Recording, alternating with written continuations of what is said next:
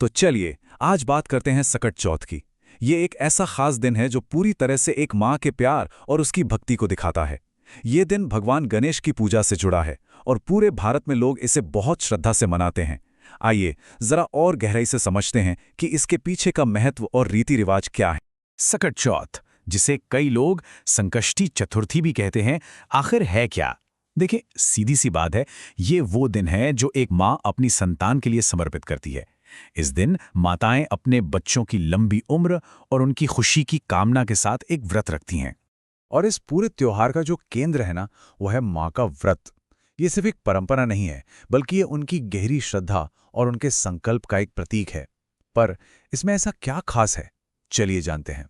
देखिए, ये कोई आम व्रत नहीं है। इसे कहते हैं निर्जला व्रत, मतलब बिना जल के। जो भी माताएं ये व्रत रखती हैं, वो दिन भर पानी की एक बूंद भी नहीं पीती। ये अपने आप में ही उनकी गहरी श्रद्धा और अनुशासन को दिखाता है।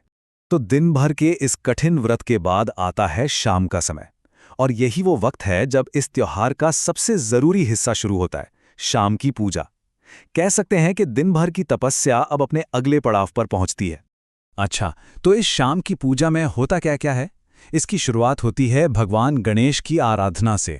उसके बाद सकट चौथ की जो पावन कथा है उसे सुना जाता है। फिर भगवान को खास भोग लगाया जाता है और फिर शुरू होता है इंतजार उस एक खास पल का जो इस व्रत को पूरा करेगा। अभी हमने भोग की बात की, तो चलिए जरा इस पे और गौर करते हैं, क्योंकि पूजा का ये एक बहुत ही जरूरी हिस्सा है।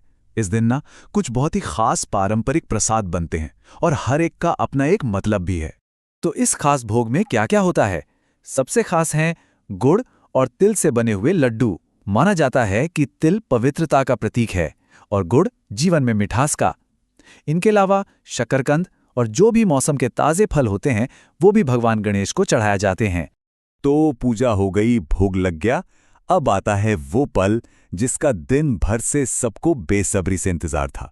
वो है व्रत का पारण, मतलब व्रत को तोड़ने का समय। यकीनन इस दिन का सबसे अहम पल यही होता है। लेकिन ये समझना बहुत जरूरी है कि व्रत तब तक अधूरा ही माना जाता है जब तक रात को आसमान में चांद न दिख जाए। असल में चांद का निकलना ही इस बात का इशारा है कि अब व्रत को पूरा करने का वक्त आ गया है। तो जैसे ही चांद दिखाई देता है, उसे अर्घ्य दिया जाता है, यानी चांद को जल चढ़ाते हैं। और बस इस एक आखिरी रस्म के बाद ही जो माताएं व्रत रखती हैं, वो पानी पीकर अपना ये निर्जला व्रत खोलती हैं।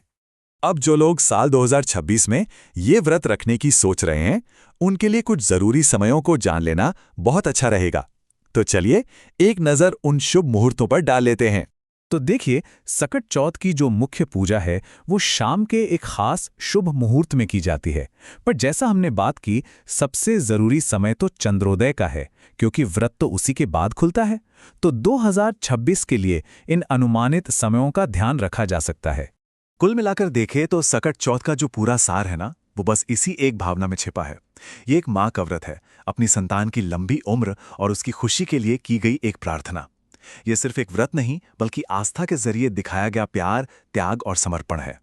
और हम इस चर्चा को यहीं इस सवाल के साथ छोड़ते हैं कि सकट चौथ जैसे ये जो सदियों पुराने रीति रिवाज हैं, ये आज भी हमें हमारी आस्था और हमारे परिवार के साथ, हमारी जड़ों के साथ आखिर कैसे जोड़कर रखते हैं।